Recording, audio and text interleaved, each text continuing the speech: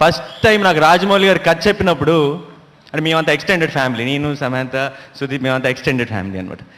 నాకు first time కథ చెప్పినప్పుడు ఈగ కథ, అరే ఇంత మంచి కథలో నేను కాసేపే ఉంటానే అని చాలా బాధపడ్డాను. బట్ ఈరోజు ఈ సినిమా రషెస్ చూస్తుంటే ఇంత గొప్ప సినిమాలో కాసేపు ఉన్నా చాలా ఎక్కువ అని గర్వపడుతున్నాను. Thank you so much sir, thank you for the opportunity.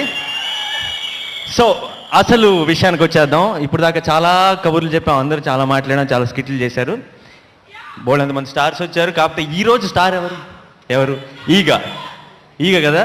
So మీరందరూ ఈగను చూడాలనుకుంటున్నారా? అసలు ఇవాల్టి సూపర్ స్టార్ని ఈగను కలవాలనుకుంటున్నారా?